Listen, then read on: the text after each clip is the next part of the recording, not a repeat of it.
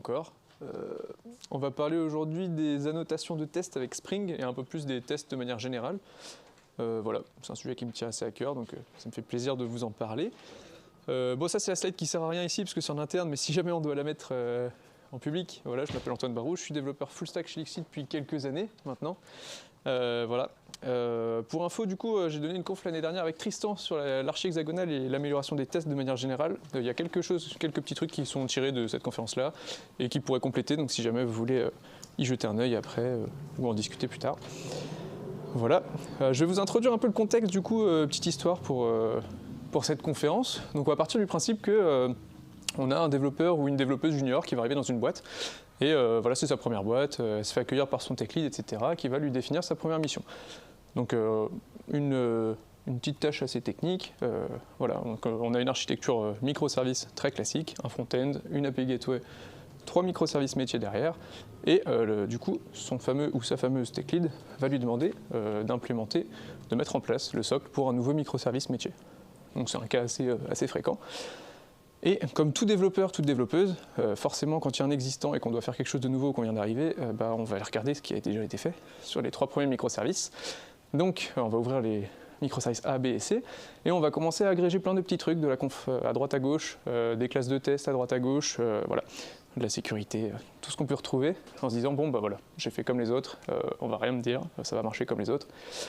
Donc on se retrouve à faire des copier-coller de classes, voilà, la classique, et puis voilà, on a des belles classes comme ça, je sais pas si on voit bien, si ça a l'air d'aller. Voilà, on a des belles classes, donc ça faut savoir, vous copiez-coller ça dans Instagram, même lui il n'arrive pas à vous taguer tout le monde. Hein. Donc là il y a beaucoup trop d'arrobases, il y a des annotes en veux-tu en voilà. Mais bon, donc notre développeur junior il tombe là-dessus, ou il tombe là-dessus. Bon, il comprend pas trop, c'est un peu chinois, mais il prend tout, et il embarque ça dans le projet.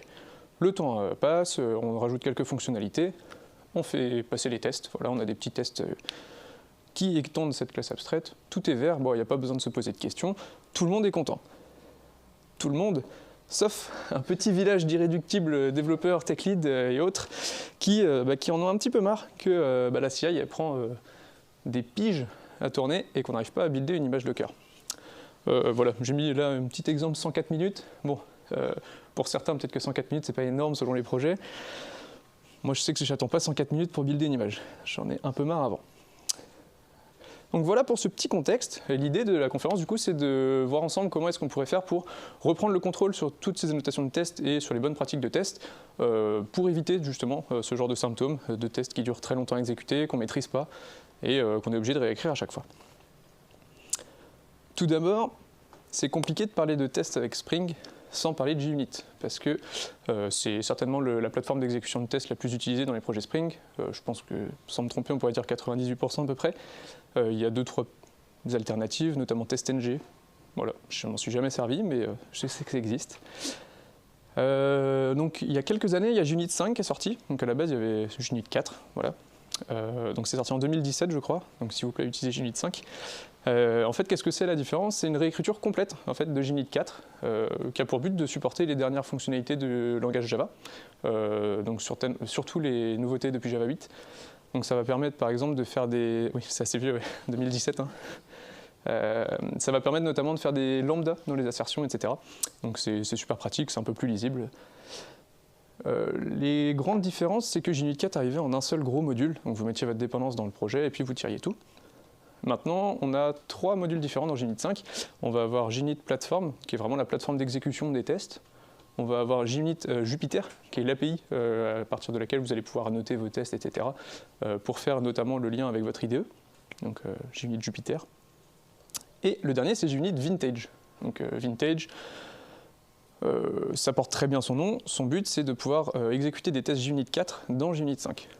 Donc voilà, si vous avez un projet JUnit 4 avec des tests rédigés en JUnit 4, c'est possible de faire la migration sans trop de soucis, déjà en passant sur l'exécution par JUnit Vintage. Ça vous permet de faire une première petite étape de migration. JUnit 4, c'est déprécié, voilà, c'est vieux, très vieux. Il n'y a pas de nouvelles features depuis très longtemps, du coup si jamais on lance un projet, il n'y a aucune question à se poser, enfin c'est JUnit 5 forcément, je tenais à le préciser quand même au cas où. Et du coup, le dernier apport qui est assez intéressant par JUnit 5, c'est le fait qu'ils ont remis à plat tout le mécanisme d'extension des tests. Donc on va en parler un petit peu plus en détail tout au long de la conférence. De base, Unit 4 proposait 3 types d'extensions de tests. Donc on avait les runners, vous avez sûrement déjà vu des Spring Runners, ce genre de choses, si vous avez fait des tests il y a quelques années, ou aujourd'hui sur des vieux projets. Genre nous, par exemple, on est en Unit 4.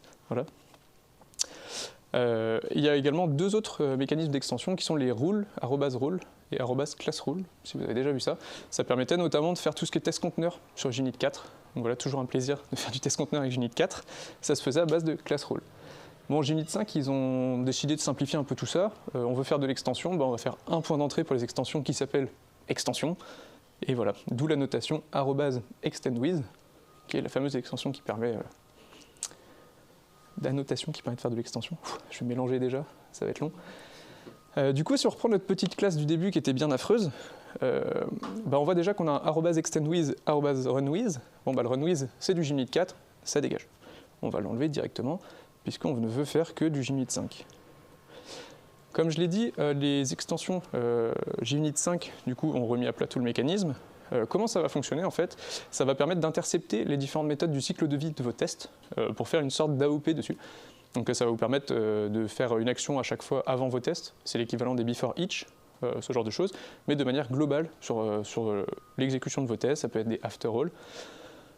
L'un des intérêts un cas concret par exemple, ça pourrait être, tiens, j'ai besoin de faire des tests sur une UI, une interface graphique, et j'ai besoin à la fin de mon test, si jamais j'ai une erreur, de faire une capture écran de cette interface graphique. Et plutôt que de les écrire à chaque fois, etc., on peut en faire une extension qui va gérer de manière globale ce mécanisme. Voilà, un petit cas d'usage qui peut être intéressant. On va voir qu'il y en a des très connus, donc on va plonger un peu dans le détail de celle-ci. Et du coup, en quoi ça consiste une extension Spring? C'est juste des interfaces à implémenter. On voit par exemple les before all callback, after all callback, etc. Donc ça a des noms assez compréhensibles. Et ça va à chaque fois correspondre aux étapes du cycle de vie des tests, ou alors à tout ce qui va être résolver de paramètres, résolution des paramètres. Ça fait moins anglais, résolution. Et du coup, une fois que vous avez implémenté, vous pouvez essayer d'implémenter votre petite extension JUnit. Vous pouvez rajouter votre @extendWith avec votre classe custom, et ça va très bien fonctionner. Est-ce que tu reparles après des before all, etc. On pourra en parler après. Désolé, je cours après le temps là. Non, c'était juste pour dire que ça a changé entre 4 et 5. Oui, oui, c'est les annotations. Ouais. Là, c'est pas les annotations, là, on est sur l'interface. Oui, les annotations entre Unit 4 et Unit 5 ont changé, ouais. On n'en reparle pas plus que ça, mais on pourra en parler après, ouais. On va parler de 2 extensions très connues et très utilisées côté test Spring avec Unit. La Mockito extension. Le but de cette extension-là, ça va être de faciliter l'intégration de Mockito. Mockito, c'est une lib de mock, comme son nom l'indique. Je ne sais pas si tout le monde connaît, mais c'est la plus utilisée pour faire des mocks dans vos tests. L'avantage de cette extension-là, c'est que du coup, toute la partie génération des mocks, init, mock, etc., qu'il faudrait appeler à la main à chaque test si jamais vous n'utilisez pas l'extension, on voit par exemple qu'ici, on implémente l'interface before each, et que dans cette implémentation, la 3e ligne, je ne sais pas si c'est très lisible ici, on voit que l'init mock est fait de façon implicite. Donc voilà, c'est juste ce genre de petites fonctionnalités qui vont nous faciliter la vie. Et c'est le but de ces extensions JUnit. Par-dessus cette extension, ils nous fournissent un peu de sucre, le @Mockito settings, qui permet juste de wrapper ce extend with Mockito extension. Donc c'est la notation utilisée sur vos tests pour directement wrapper toute l'implémentation, tout l'interfaçage avec Mockito. Pourquoi utiliser cette annotation plutôt que le extend with directement? Si un jour ils veulent rajouter du comportement, du comportement en plus que simplement le extend with, vous pourrez en profiter directement plutôt que de devoir rajouter vous-même chaque nouvelle implémentation. Voilà. Du coup, là je l'ai enlevé par pur plaisir, c'est à voir pour vous, mais on est sur une classe abstraite de test d'intégration. Bon, on n'a pas spécialement envie de faire du Mockito là-dessus. Du coup, le Mockito setting sur cette classe-là, on l'enlève aussi. On en parlera un peu plus tard, mais vous avez rarement envie de faire du Mockito sur des tests d'intégration. Et la deuxième qui est très connue, du coup, c'est la Spring Extension. Alors celle-là, elle est très très utilisée, des fois sans le savoir, mais elle est très utilisée. Le but de cette extension-là, ça va être de rajouter le support de Spring, du coup, dans vos tests JUnit. Quand je parle de test Spring, du coup, je parle de contexte Spring vraiment, donc d'application context. Donc cette Spring extension, c'est du coup une simple classe qui va implémenter les interfaces dont on parlait tout à l'heure, et qui va être en plus liée tout au bout de la chaîne à un application context Spring. Donc je me permets de faire un petit rappel au cas où. Alors, il y a beaucoup de texte, mais je vais essayer de résumer ça assez rapidement. Spring, du coup, il se base sur la notion d'inversion de contrôle. Ça va être, voilà, j'ai besoin de dépendance. On n'est pas dans la programmation procédurale dans laquelle on va définir chacune de nos classes et à la fin pouvoir définir une classe qui contient ces dépendances-là. On va pouvoir lui dire, bah, écoute, j'écris ma classe, j'ai besoin de ça et de ça. Voilà, débrouille-toi, fournis-moi ce que je veux. Cette inversion de contrôle, elle se traduit dans Spring par l'injection de dépendance. Voilà. Donc l'injection de dépendance, le but c'est du coup toute cette gestion de cycle de vie, de dépendance des objets, etc. va être gérée par une entité qui est dédiée. Cette entité dans Spring, c'est un conteneur, le Spring Container, et c'est lui du coup qui va gérer la configuration de vos objets, leur instantiation, etc. Derrière, il y a une bin factory qui va dire bah, comment est-ce que je peux manipuler ces objets-là, donc qui va permettre de faire des get bin, contains bin, etc. C'est est-ce que mon conteneur contient cet objet-là ou pas. Et du coup, le contexte Spring, c'est quoi? C'est une bin factory, justement. C'est comment est-ce que j'implémente ça, comment est-ce que mon conteneur va pouvoir interagir avec mes bins, etc. Et du coup, l'application context, qui est le plus connu, du coup, c'est une bin factory, justement. Donc c'est une implémentation de bin factory, un peu sous stéroïde. Donc on lui rajoute en plus une notion de gestion d'événements. Vous avez certainement déjà vu des on-application start, ce genre de choses dans vos applications Spring, qui permettent de faire du comportement selon certains événements du cycle de vie de votre application.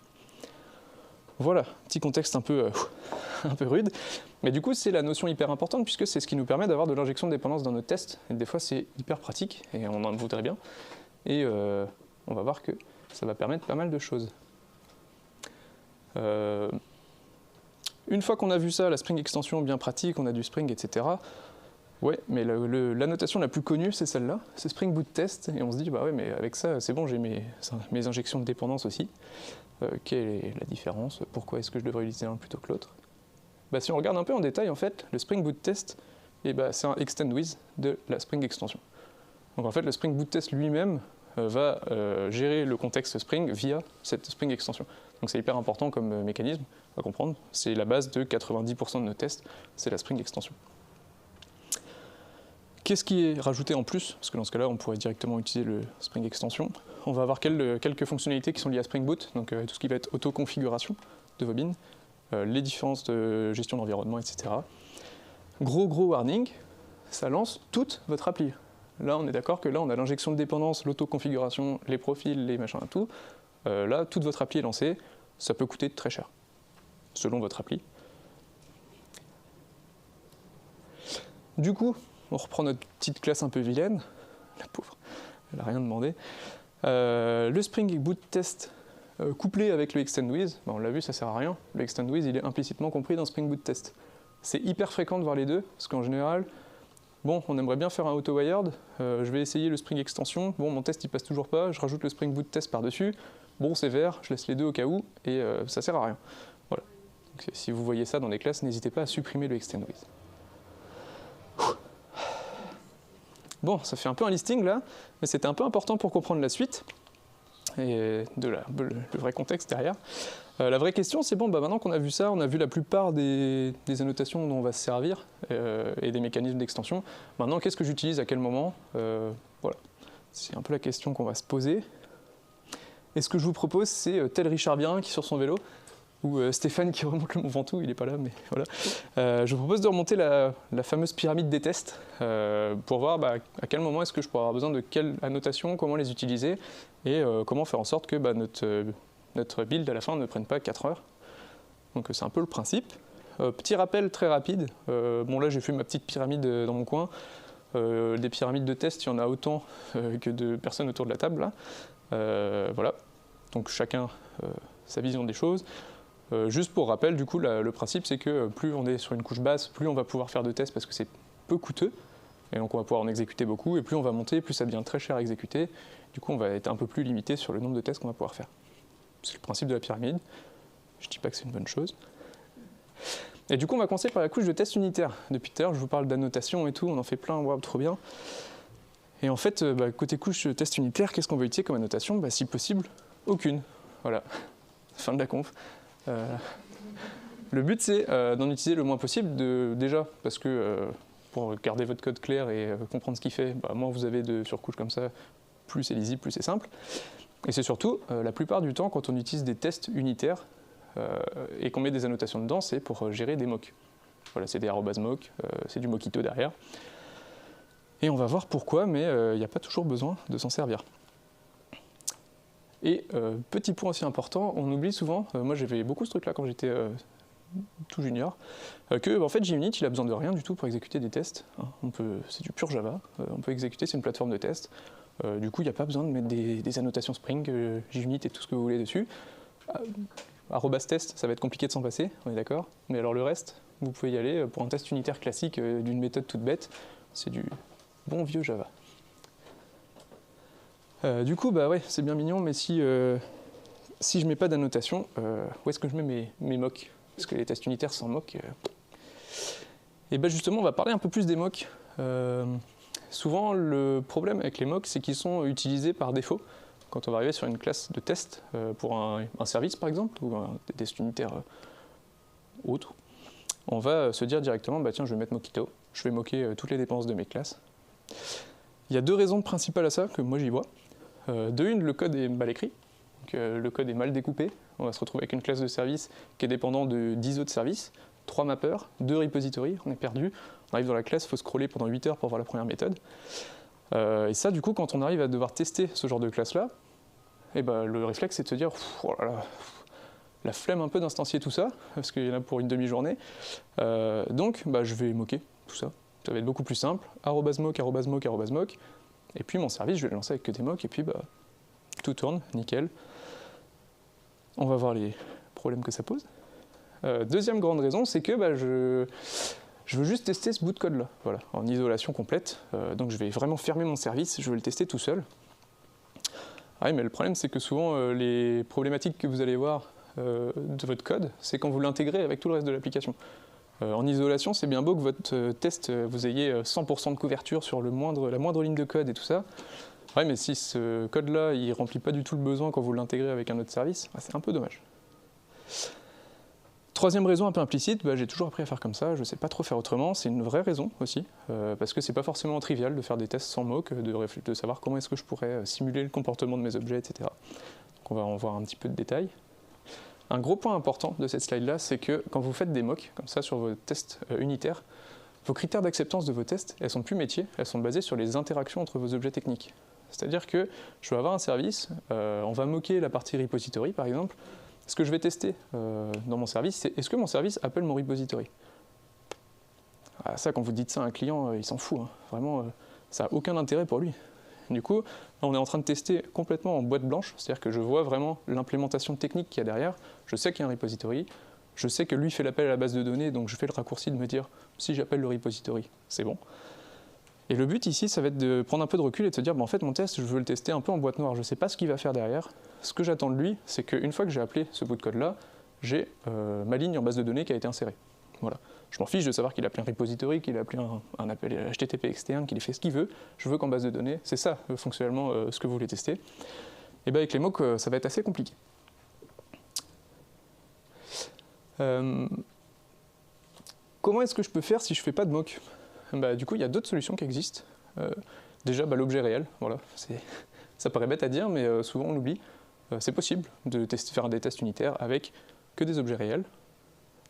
Bon, il faut que votre code soit pensé pour, mais c'est possible, notamment avec l'archi hexagonal, ça rejoint un petit peu ce besoin-là.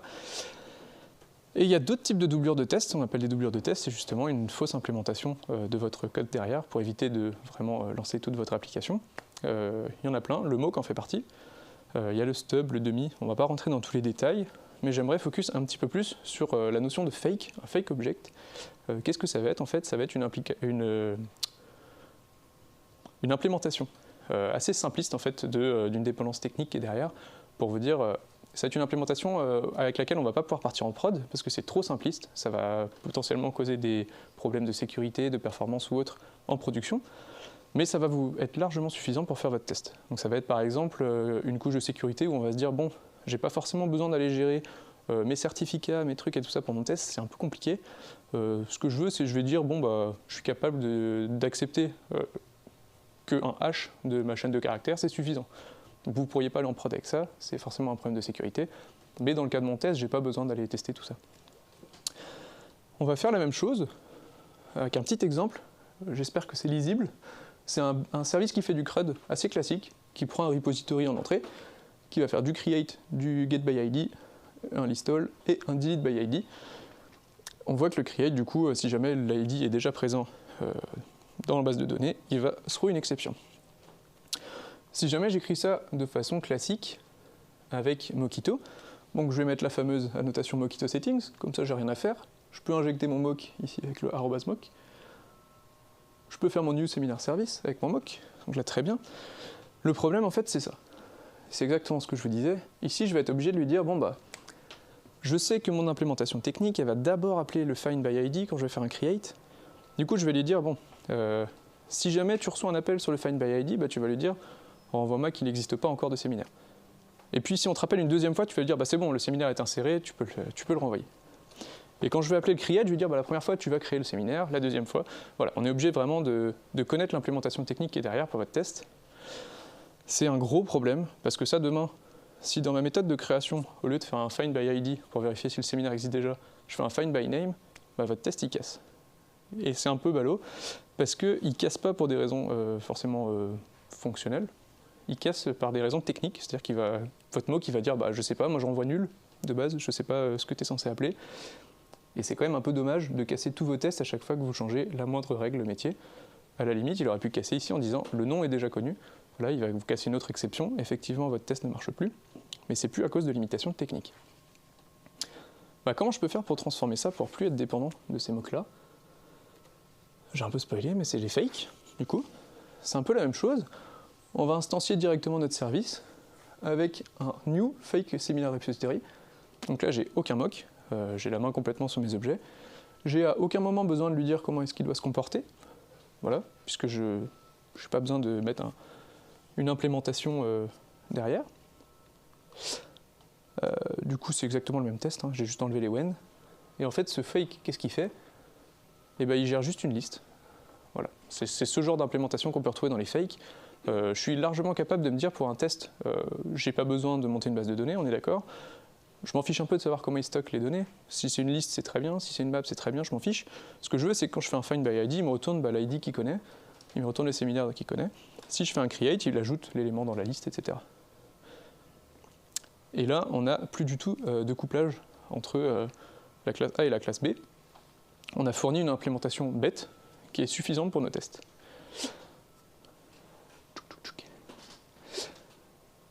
Bon. C'est bien mignon, mais moi je m'en fous, j'ai été habitué à faire du mock. Comment on fait du mock? Tu nous parlais d'annotation. L'utilisation des mocks, du coup, elle est OK dans certains contextes. Elle est OK notamment quand on accepte de figer le contrat d'interface qu'a notre classe avec ses dépendances, ou avec sa dépendance qu'on va moquer. Je prends le cas très simple, qui n'est pas celui que j'ai mis sur la slide, mais qui me semble plus logique. Quand on appelle une librairie qui est figée, on va mettre sa petite version Maven, etc., je ne sais pas, une librairie qui fait du formatage JSON, ce que vous voulez. Si vous voulez moquer cette partie-là, c'est une dépendance de votre classe, c'est tout à fait OK, puisque c'est une librairie qui est externe, qui ne va pas changer dans le temps. On accepte de se dire, je fige mon contrat d'interface avec elle, puisque tant que je ne décide pas de la faire évoluer, elle ne bougera pas. Je ne vais pas aller refactorer la librairie, c'est pas à moi. Dans ce cas-là, c'est tout à fait OK d'utiliser un mock. Dans les autres cas, en fait, ça va vous limiter énormément sur tout ce qui est justement phase de refactoring, puisque vous allez coupler votre implémentation technique avec votre test, et si vous allez vouloir bouger une méthode dans une autre classe de test, vous allez tout péter, alors que finalement, fonctionnellement, il n'y a rien qu'à changer. Vous prenez 3 méthodes, vous les mettez dans une autre classe, votre test ne marche plus. Voilà, j'appuie beaucoup là-dessus, parce que le but de vos tests, c'est quand même à la fin d'être capable de faire des modifications sur le code et de s'assurer que vous n'avez rien cassé. Et de vérifier que votre application marche, c'est un autre problème, mais c'est censé vivre une appli, donc si on ne peut pas y toucher, c'est un peu dommage. Quelques annotations pour faire des mocks quand même, parce qu'il y a des fois on en a besoin, typiquement pour ce genre de cas d'usage. Mockito settings, on l'a vu. @mock, du coup, pour moquer directement un objet. @spy, du coup, je ne sais pas si elle est connue celle-là, je pense que oui. Ça va être... on on va appeler directement les vraies méthodes de l'objet derrière. Donc il n'y a pas de mock sur les méthodes.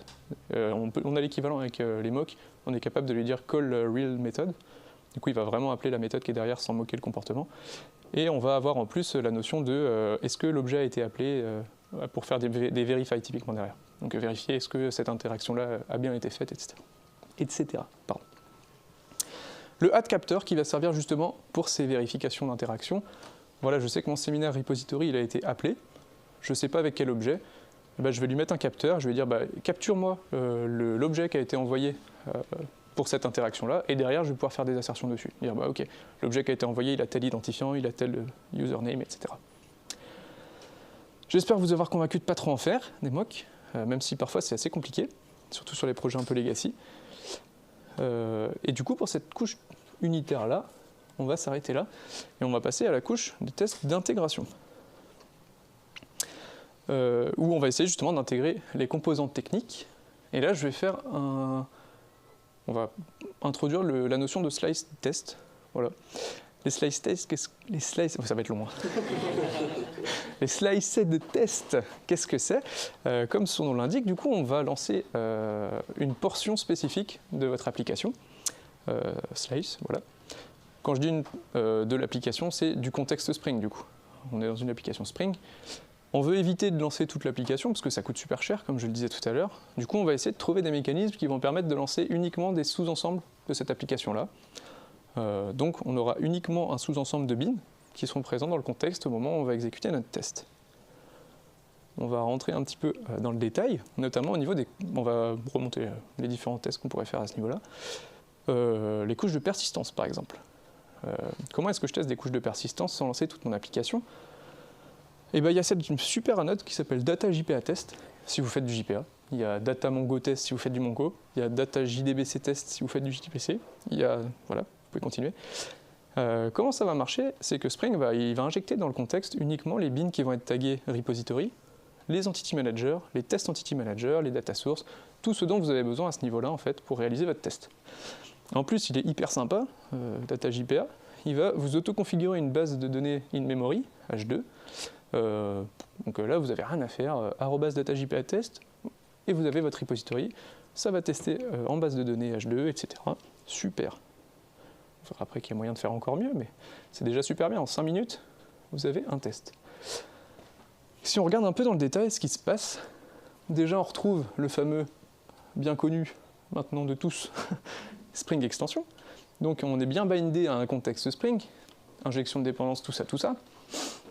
Mais sauf qu'on va lui dire, en fait, t'es bien mignon, mais arrête de m'auto-configurer toute ta vie, et arrête de me fournir dans le contexte toutes les classes de l'application. J'en ai pas besoin. Donc on va lui désactiver l'autoconfiguration globale. Et après, on va manuellement lui dire, ok, ça t'as droit d'injecter, ça t'as droit d'injecter, etc. D'où le autoconfigure cache, autoconfigure data JPA, etc. Donc on va retrouver ce que je vous disais, le cache, data JPA qui va scanner les repositories, les tests database donc pour la data source, etc., entity manager, blablabla. Donc ça nous permet d'avoir un contexte Spring spécifique uniquement avec la couche de persistance. Trop bien. Trop bien. Ah merci. Un petit exemple du coup, un petit data JPA test, voilà. Je prends directement en auto-wired, bah ouais, mon repository il est dans le contexte Spring, donc je peux l'auto-wired sans problème. Bon, before each, je nettoie mes données, on s'en fiche un petit peu, et du coup derrière je peux directement aller tester sur mon repository mes différentes méthodes, et lui il va directement mettre ça dans une base de données, une memory. Ça vous l'écrivez en 5 minutes, vous avez un test d'intégration de votre repository avec une base de données, c'est trop bien. Une base de données en mémoire. J'ai eu des problèmes avec H2, donc j'aime pas trop. Bah, ça tombe bien. Parce que H2, justement, c'est bien, mais on est sur un test d'intégration, là. Du coup, bon, in-memory, c'est sympa, parce que c'est super rapide à mettre en place, si vous avez la dépendance qu'il faut. Mais c'est pas fou en termes de test d'intégration, puisque le but d'un test d'intégration, c'est de vérifier est-ce que mon code et mes implémentations techniques vont fonctionner dans mon infra-cible. Et du coup, in-memory, bon, c'est rarement une base de données que vous allez mettre en prod, même jamais. Et ben c'est trop bien parce que data JPA test, ils ont tout prévu. On a une super annotation ici. Elle est peut-être pas trop lisible. @auto-configure test database. Voilà, ils auraient pu faire un peu plus long. Et on va pouvoir lui dire, remplace-moi la base de données par défaut par aucune. voilà, tu t'en débrouilles, tu arrêtes de me mettre une base de données de base, moi je vais te fournir une data source, et toi tu vas faire tes tests dessus. Et derrière, vu qu'on est en Spring, je n'ai pas le numéro de version, insérez-le, je ne sais pas si c'est Spring 3 ou avant, on est capable directement via les properties, on va pas très bien, ici de fournir une URL qui contient le mot-clé test container avec le numéro de l'image, trop bien. Il va me lancer un test container, et du coup avec ces 5 lignes de test, ces 5 lignes de code là, donc 4 lignes de properties et une annote, vous avez un test d'intégration data JPA, uniquement qui lance les repositories dans votre contexte, basé sur un test container, 5 minutes. Trop bien. On va passer à quelques tests à côté. On va tester la couche HTTP. Spoiler, c'est grosso modo la même idée derrière. Hein. On a une notation WebMVC test. Le but de ces tests-là, c'est qu'on va aller moquer toute la partie servlet. Container de servlet, ça va être tout ce qui est Tomcat, etc. C'est un peu lourdingue à lancer. Du coup, on va se dire, bon, moi j'ai quelques endpoints d'API à tester, j'aimerais bien voir si mon contrôleur il est bien bindé, il est capable d'exposer les bonnes API. J'ai pas besoin d'avoir un Tomcat pour ces tests-là, je m'en fiche. Du coup, Spring il va être malin, il va être capable d'injecter uniquement dans le contexte vos contrôleurs, les contrôleurs advice pour tout ce qui va être gestion des exceptions, etc. JSON component pour tout ce qui va être sérialisation, désérialisation. Et tout ce qui est converteur, filter, WebMVC configureur, on va pas faire la liste et rentrer dans le détail à chaque fois. Mais du coup, tout ce dont vous avez besoin pour tester vos endpoints. Je t'ai vu sourire, je pense que c'est pour Webflux. Voilà, ceux qui aiment la douleur font du Webflux et connaissent cette annotation-là. C'est la même chose, mais c'est pour la version mono.zip. J'arrête le troll, vous êtes bien courageux. Ouais, c'est ça. Du coup, si on rentre un peu plus dans le détail comme tout à l'heure, pas de surprise, hein, en fait, c'est tout le temps la même chose. C'est pour ça que je vous ai bien appuyé sur le Extend with Spring Extension, parce qu'en fait, il est utilisé dans plein d'annotations derrière, parce que c'est la base de quasiment tout, c'est binder le contexte Spring. Donc là, on est bindé au contexte Spring, on désactive la configuration par défaut, on va mettre tout ce qui est WebMVC, donc tout ce qui est contrôleur, etc., la classique, et on se retrouve avec un test où dans le contexte, on a uniquement ce qui concerne nos API HTTP. Un petit exemple pour la route. Le WebMVC test, du coup, on va pouvoir le binder directement sur un contrôleur, donc il va être capable de le mettre dans le contexte facilement. On est capable d'auto-wire, du coup, notre objet mockMVC, mockMVC, ça va nous permettre de faire nos requêtes HTTP pour tester nos endpoints. Et alors là, il y a l'arrivée du mockbin. J'ai dit tout à l'heure, wow, mock, c'est pas bien, j'ai fait 10 minutes dessus, alors que c'est pas du tout le but de la conf, mais ici, en fait, on est dans le contexte où on veut tester les endpoints de mon API. Donc je veux tester que si je fais un get sur le /séminaire, je reçois une 200 et potentiellement une liste de séminaires. Si derrière ça va m'appeler une base de données, un machin et tout, je m'en fiche. Mon test il s'arrête là, il s'arrête juste à tester la couche HTTP. C'est pour ça qu'aujourd'hui je me suis dit, bon, peu importe ce que fait mon service derrière, je vais moquer, ça ne m'intéresse pas. Et en général, on est capable de dire, bon mon contrôleur il reçoit la requête, il appelle un service, c'est un contrat d'interface qui bouge pas trop. Donc je moque ici ce que fait mon service. Et derrière, je vais faire mon get sur mon /API séminaire et je vais vérifier directement que la requête me renvoie une 200. Pareil, ça à écrire, c'est 5 minutes. Et ça se lance assez rapidement puisque vous ne lancez pas toute votre application. Et là, normalement, vous me dites, c'est trop cool, mais les tests de contrôleur, en général, ça va un peu plus loin que ça. Parce que, vérifier que j'ai une 200, ouais, c'est un peu le cas droit, mais il y a quand même pas mal d'autres cas en général sur vos méthodes, sur des vrais projets en prod en tout cas, notamment la sécurité, voilà, qui est un gros point d'attention dans les tests et qui n'est pas forcément évident. Du coup, il y a cette belle dépendance là, qui existe quand vous faites du Spring Security, qui est Spring Security Test, du coup, ils ont plutôt logique, et elle s'intègre super bien avec mockMVC. Donc on va voir comment, mais en fait, elle fournit ce qu'on appelle des request builders et des request post-processors, je me suis fait mal, hein, qui sont en fait des petits outils qui vont nous permettre d'intercepter les requêtes et de pouvoir moquer, entre guillemets, le contexte de sécurité de la requête. Désolé, mais...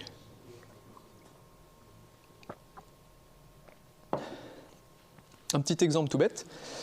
À droite, du coup, j'ai un contrôleur qui fait un find all, grosso modo. Et je vais lui mettre avec Spring Security le fait que seuls les utilisateurs qui ont le rôle admin ont le droit d'appeler cette route-là. Bon, c'est un peu chiant à tester quand même. Et en fait, avec cette librairie-là, on va pouvoir garder exactement le même code, donc avec mockMVC. On va juste lui annoter la méthode avec with mock user. Et à partir de ça, il va être capable de moquer quel est l'utilisateur qui va faire l'appel. Donc on va être capable de lui spécifier sa liste d'autorisation. Donc ici, on va pouvoir lui dire directement rôle admin. On va pouvoir lui spécifier le username, par exemple, si derrière vous en avez besoin. On va pouvoir lui spécifier 1 million de choses, notamment, du coup, le with user, il y a aussi le with anonymous user, dans le cas où vous êtes anonyme. Il y a le with security context. Alors ça, il faut savoir que déjà, juste avec le with mock user, vous couvrez à peu près 50% des cas. Le with security context, c'est vraiment que vous avez un besoin aux petits oignons, si je peux me permettre, mais ça va vous permettre de fournir une factory de contexte de sécurité sur laquelle, du coup, vous allez avoir la main complète sur comment est construit votre authentification derrière pour votre utilisateur. Donc ça, c'est vraiment pour des cas très très précis, sinon il y a moyen de faire beaucoup plus simple. On peut fake l'objet user details. User details en Spring, c'est la représentation d'un utilisateur authentifié. Donc on a tout le temps du coup un utilisateur custom dans nos codes. On est capable d'utiliser directement avec mockmvc quel est l'objet qui va être utilisé, quelle valeur il va avoir, etc. Donc ça c'est super pratique. Et magie, surtout, on peut fake le JWT. Voilà, ça c'est trop bien parce que dans 90% des cas, on a des API qui vont être authentifiés par token. Et c'est assez pénible de se dire, du coup, je vais faire un Spring Boot test, je vais lancer un test conteneur qui cloque, je vais aller récupérer mon token pour faire mon appel et tout ça. C'est lourd, quoi. C'est très lourd juste pour vérifier que j'ai bien une 200 si je suis admin. Et bien en fait, il y a très simple, on peut le fake, ce JWT. Quelques petits exemples du coup d'intégration. Le premier cas d'usage, on va lui fournir un JWT standard, par défaut, donc avec un issuer, des headers, scope, etc. par défaut. Donc c'est un builder de base. On va être capable de lui fournir des différentes autorisations. Donc là, on voit un scope seminar. Donc on peut directement jouer sur les autorisations.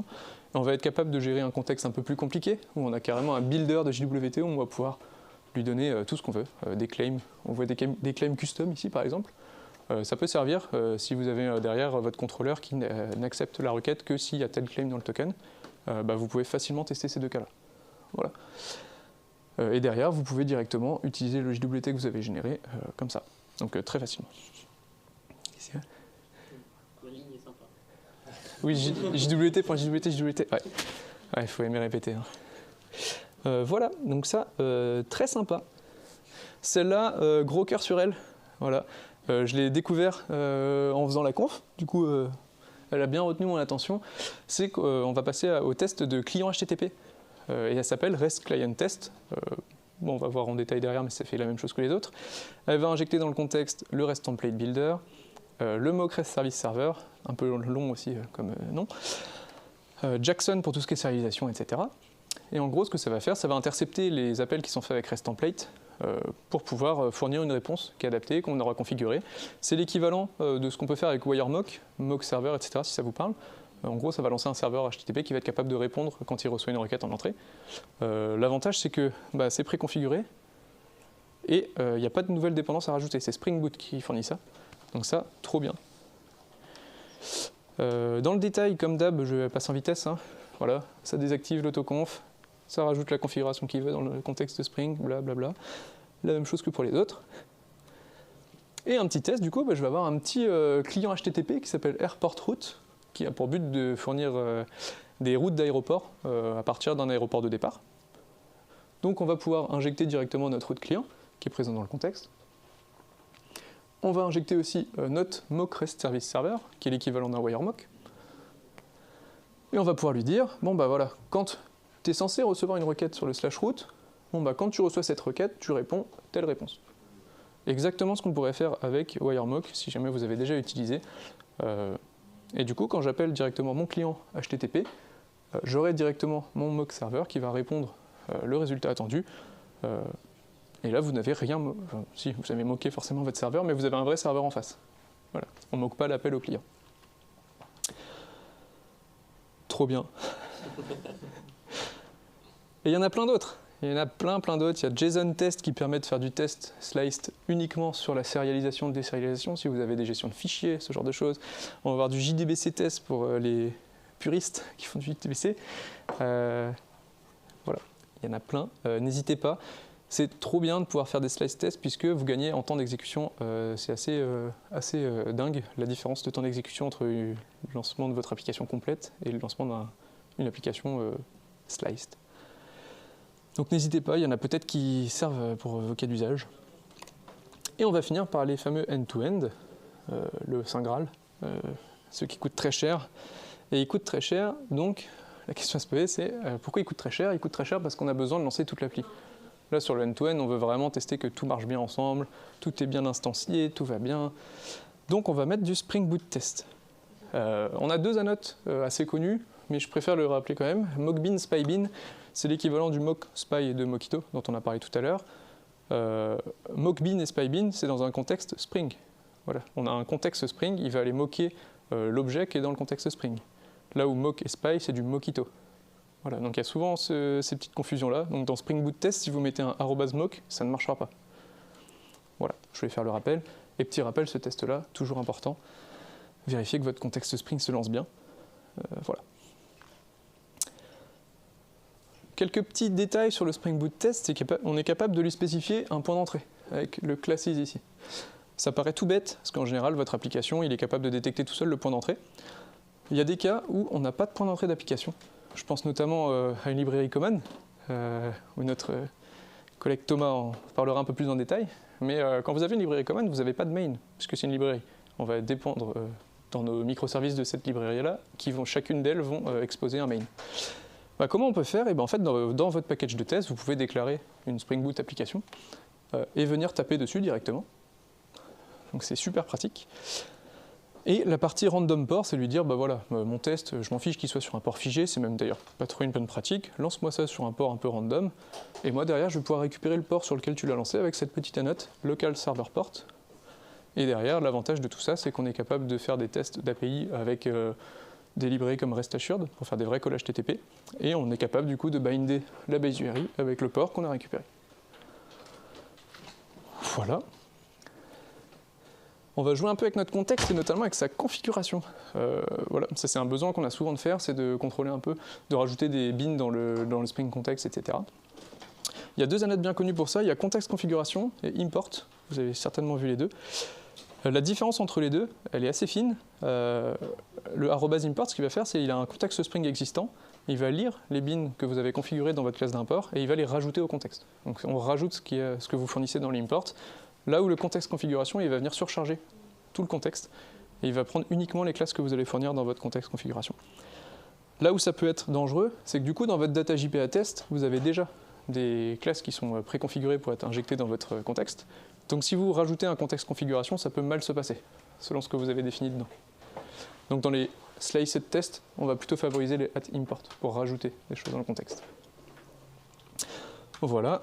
On va continuer de jouer un peu avec Active Profile. Je ne sais pas s'il y a trop besoin d'en parler. On va activer un profil de test pour pouvoir surcharger nos properties. Assez pratique et très souvent utilisé. Ce que j'aimerais surtout détailler, c'est cette magie délicieuse du Dirties Context. Alors voilà, pitié non. Et pourquoi pitié non? Parce que souvent il est mal utilisé et mal compris, je pense, le pauvre. Qu'est-ce que ça veut dire quand on met un @dirtiesContext sur une classe? Ça veut dire que le contexte Spring que vous utilisez pour votre test, il a été sali. Il est sale. Et du coup, il n'est plus dans l'état dans lequel vous devez l'avoir lorsque vous lancez votre test. Ce qui veut dire que les autres tests que vous allez exécuter, classe de test ou méthode de test, vont devoir recharger tout le contexte Spring, tout le conteneur Spring avec tous les bins qui sont dedans. Donc autant vous dire que c'est extrêmement coûteux, vous en doutez. Donc là, typiquement, le Dirties Context sur une classe abstraite, toutes les classes qui vont étendre cette classe-là vont recharger le contexte complet à chaque fois. On va jouer un peu avec. Oui. Non, avant ça, je vais appuyer encore plus fort parce que je ne l'ai pas assez dit. C'est vraiment pas ouf. Quand je vous dis que ça relance tout le contexte, c'est que si vous avez des tests conteneurs dans votre classe abstraite et que vous avez un Dirties Context, ça relance tous vos tests conteneurs. Vos images Docker vont être relancées une à une pour tous vos tests. Donc c'est vraiment pas ouf en termes de performance, vous vous en doutez. Et du coup, on va jouer un peu avec, on va tester. Donc j'ai une classe abstraite, pas de Dirties Context, tout va bien. Voilà, c'est du Spring Boot test classique. J'ai du test conteneur PostgreSQL, comme je vous l'ai montré tout à l'heure avec les properties. Et on va créer du coup le même séminaire repository imple test que tout à l'heure, qui étant cette classe abstraite. On va pouvoir s'injecter un repository, on va faire deux tests différents. Le premier va insérer une donnée et vérifier qu'elle est bien présente, donc un insert et un fetch. Et la deuxième, on va faire un list all, du coup on va vérifier que si je crée un séminaire et que je récupère la liste de tous les séminaires, bah, j'ai bien mon séminaire qui est dedans. Bon, déjà j'exécute les tests et je vois, ah, bah, ça casse parce qu'en fait il s'attend à avoir un élément et il en trouve deux. Hein? Ouais, t'inquiète, je suis dedans. Nickel. Bon, c'est normal, vous allez me dire. On voit super bien l'erreur, trop bien. Il y a marqué expected size 1 but was 2. Et ouais, il s'attend à avoir un seul séminaire ici, puisque j'en ai créé qu'un. Et en fait, il en trouve deux parce que bah, là, il y en a un qui a été créé aussi. Donc ça, la classique. En tant que développeur aguerri, vous savez pourquoi. Mais voilà, notre développeuse junior, bon, elle regarde un peu sur Internet, elle n'a pas trop le réflexe de nettoyer ses tests, et elle se dit, bon, bah, dirty context, quoi, nettoyage de test. Et puis, bah, du coup, faut que je le mette après chaque test méthode, quoi, parce que, bah, faut bien nettoyer le contexte entre mes deux tests, quoi, pour pouvoir avoir une base de données qui est vide. Ah oui, et ça marche. Du coup, elle lance ses tests, mortel. Ça marche. Trop bien. 4 secondes, 30. Pour un test. Et là, si vous vous rappelez de ma petite slide du début, on commence à décoller un peu là, niveau temps de build, parce que bah, ouais, chaque test, s'il prend 4 secondes, en général, il n'y en a pas que 2 des tests dans une appli, ça va commencer à coûter super cher. Et la plupart du temps, en fait, quand on réfléchit à se dire j'ai besoin de mettre un dirty contexte, le contexte de mon test, il n'est pas propre, c'est que vous avez mal géré votre coût, et que certainement vous avez oublié de nettoyer soit des données, soit peu importe, mais en tout cas vous avez mal géré votre test et son intégration avec les autres. Et en fait, bon bah là vous l'avez certainement deviné, en fait ce qu'il fallait c'est pas forcément nettoyer tout le contexte, c'est juste dire bah, d'un test à l'autre il faut que je nettoie mes données. Forcément ma base de données c'est un conteneur, donc je vais lui dire bon bah une fois que tu as fini ce test là, tu me nettoies les données entre les deux. Et voilà, et juste ça, on retourne sur du 200 millisecondes d'exécution. Donc la différence entre un test où on va relancer tout le contexte et un test où il va garder le contexte entre les deux exécutions, il est énorme. Donc s'il vous plaît, quand vous réfléchissez à faire un dirty context, commencez à analyser un peu vos tests et voir pourquoi, et vous en serez fortement satisfait. Il y a un cas d'usage légitime ou pas? Quand vraiment tu trouves pas. Ça a l'air moyen légitime. C'est moyen légitime. Je pense que c'est quand tu moques un mockbin, tu moques un truc et tu veux pas qu'il soit répercuté sur les autres tests, je pense. Bah ça, dans ce cas-là, tu moques directement dans ton test et pas dans la classe abstraite. Je pense que c'est un cas qui vient... De toute façon, dirty context sur une classe abstraite ou qui est étendue par 10 tests, jamais. Oui, Au pire, il y a un test qui va venir et tu sais pas pourquoi. Et tu vas le mettre sur cette classe-là pour un test, tu te dis ok, j'accepte qu'elle prenne 5 secondes, mais pas sur une classe abstraite, jamais. On arrive bientôt au bout, il me reste pas longtemps.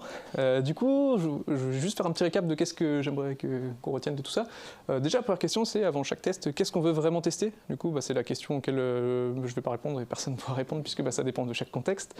Mais est-ce que c'est du technique? Est-ce que c'est du fonctionnel? Jusqu'où je veux tester? Quelle est la couche que je veux tester? Une couche HTTP, une couche repository? Ça va vraiment complètement changer comment vous allez écrire votre test. Est-ce que vous avez vraiment besoin de moquer? Posez-vous la question dans votre service, est-ce que c'est une dépendance externe? Est-ce que c'est une dépendance fonctionnelle de mon code, de ma feature? Est-ce que j'ai besoin de le cacher? Est-ce que je veux le cacher? Voilà, ça c'est à vous de vous poser la question. Très important, j'ai mis beaucoup de temps moi, à comprendre ça. Un test unitaire, c'est pas un test d'une seule classe. Voilà. Un test unitaire, ça peut être un test unitaire d'une feature, et une feature, elle n'est jamais sur une classe, puisqu'on découpe bien son code. Une feature, elle peut être sur 4 services, 3 repos, tout ce que vous voulez. Et avec les fakes et tout ce qu'on a vu tout à l'heure, on est capable potentiellement de lancer un test unitaire sur toute la chaîne. Et c'est super bien. Et est-ce que j'ai besoin de tout mon contexte Spring? Est-ce que j'ai besoin de lancer toute l'appli? Si oui, vous avez Spring Boot Test. Sinon, soit rien du tout, soit vous avez des super slice tests qui sont mis à disposition par Spring et que je vous encourage fortement à tester, si vous ne l'avez pas déjà fait. J'ai 5 minutes 40 pour des questions. Merci à tous d'avoir participé et si jamais vous avez un petit open feedback ici pour améliorer la conf potentiellement, enfin sûrement, et pour me faire vos retours. Voilà, merci beaucoup.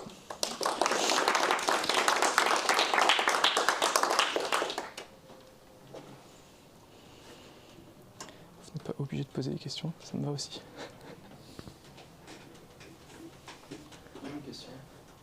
Ça revient. Attends, il y a un micro. T'avais confiance. J'ai une question, ça revient sur la slide où tu parlais de Spring Security Test, je crois. Moi, d'expérience, j'ai toujours galéré avec quand il y avait un keycloak qui gérait ma sécurité. Et à chaque fois, j'ai galéré, même en utilisant la notation, alors je sais plus comment elle s'appelait, de test promulgué par. WithMock User. Ouais, c'est ça. Ça marchait pas. Alors ça, je savais pas si c'était une implémentation spéciale ou bien s'il y a des cas qui sont pas prévus par cette annotation-là. Je sais. Ça dépend. Est-ce que tu as Vraiment, c'est une question est-ce ouverte, que dans hein. ton test, c'est un Spring Boot test qui va aller chercher sa configuration de Keycloak? Ouais. Bah du coup, forcément, tu es obligé d'avoir un token Keycloak du coup. Ok. Vu que tu injectes ta configuration de sécurité Keycloak. Ouais, c'était fait un petit peu. Non, normalement, tu peux moquer ton JWT, mais ça dépend ce qu'il attend pour le valider. Ok. Bah, j'ai. Merci. Je sais pas si ça marche avec le réactif en fait, le WithMock User. Si tu, Ah, en web C'était pas le contexte actif, c'était Ah, notre. ok. Un autre truc que j'ai oublié de dire vite fait, tout à l'heure je parlais de... Ouais, désolé, il n'y a pas de question mais j'en rajoute. Le REST Client Test, j'ai dit tout à l'heure, ouais, il bind ça sur... il fait une interception des requêtes sur le REST Template Builder. C'est pareil, maintenant en Spring Boot 3, il y a REST Client. J'ai pas testé, voir s'il y a une compat avec ça. J'imagine qu'ils ont fait très bien les choses et qu'il y a de quoi faire avec, mais c'est à vérifier quand même. Voilà.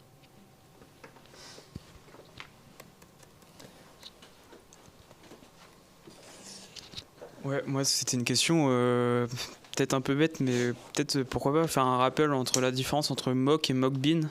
Parce que si j'ai bien compris, mockbean n'utilise pas Mockito. Non.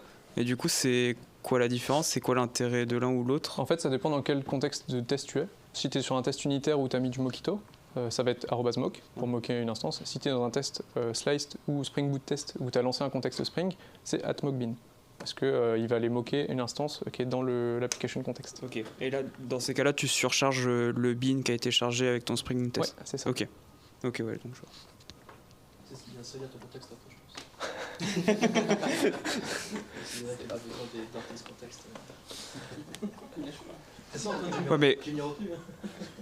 Et dans ces T'as cas-là, tout compris. un before each peut réinitialiser le bin qui a été mock auparavant. Si tu fais Dans quel cas, ton mockbean sur ton Spring Boot test par exemple? Ouais. En Ou fait- un after each. En fait, en général, soit tu en as besoin dans toute ta classe de test, de Ouais. ce mockbean là, et dans ce cas-là, tu n'as pas besoin de le reset, puisque tu vas pas le mettre dans ta classe abstraite, tu vas juste le mettre dans ta classe de test. Soit, j'ai jamais vu de cas où tu as besoin de reset ton mock entre deux exécutions. Mais tu peux le faire sinon en appelant directement les méthodes de Mockito. Hein. Tu as toujours accès à faire les Mockito. Ouais. Tu dois avoir un reset mock d'ailleurs. Ok. Mais tu as accès à ça, mais je vois pas trop l'usage pour les mocks Mockito. C'est donc le dirty. J'ai oublié le dirty, mince. Je crois que j'ai foiré. J'ai foiré le message. Je pensais avoir bien appuyé pourtant. Mais... Ok. Il reste 2 minutes si vous avez des questions. Et puis sinon... Je pinaille un petit peu, mais tout à l'heure, quand tu as fait ton fake repository, au final, tu as le même couplage que si tu avais fait un mock, parce que si tu changes par un find by name, ton fake repository, dommage, il faudra que tu le mettes à jour aussi. Ouais, alors l'exemple que j'ai donné n'était pas forcément le bon, puisque c'est un hommage.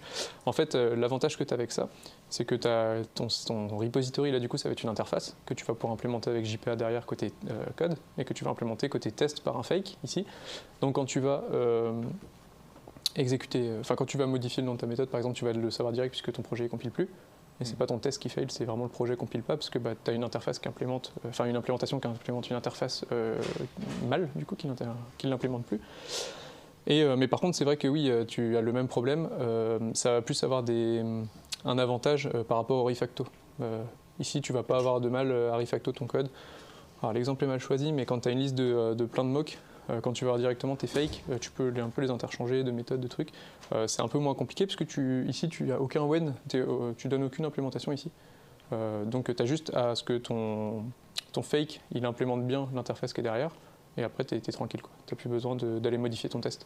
Là, ton test, il bouge pas. C'est vraiment ton fake. Et ton fake, c'est presque une classe de ton projet, quoi. C'est juste qu'elle est dans le... Là, dans l'exemple, le find by name, il n'existe pas déjà, mais s'il existait et que tu changeais juste le service, ce serait complètement transparent. Ouais. Oui, d'accord, oui. Ok. risque pas, enfin ça j'ai pas encore fait, je pense que j'aimerais bien le faire, mais ça risque pas de trop surcharger les classes de test parce qu'avoir plein de fake repositories partout, il va y en avoir un paquet. Plus les interfaces qui dans le projet Ça prendra moins de lignes que de mettre des when partout. En fait, ça dépend ce que tu veux. Soit tu prends un peu plus de temps à faire du boilerplate, à implémenter ton repository avec des fakes. Et par contre, ton refacto, vraiment, je t'encourage à faire des tests comme ça et à tester de refactorer un peu ton code et de voir à quel point c'est satisfaisant. En ayant des réels implèmes du coup derrière, parce que tous tes services, c'est de la réelle implème avec des fakes pour la couche technique derrière. Donc ça peut être un repo, ça peut être un connecteur HTTP, tout ça. Et en fait, tout le temps que tu perds à écrire des fakes, tu le gagnes sur tous les when que tu n'as pas à écrire. Et à chaque fois que tu changes 3 lignes dans ton code, de ne pas avoir besoin de rechanger toutes les interactions que tu as avec. Ok. Ça roule. Et on arrive au bout. Je vais laisser la place au prochain. Merci encore à vous pour votre attention. Merci.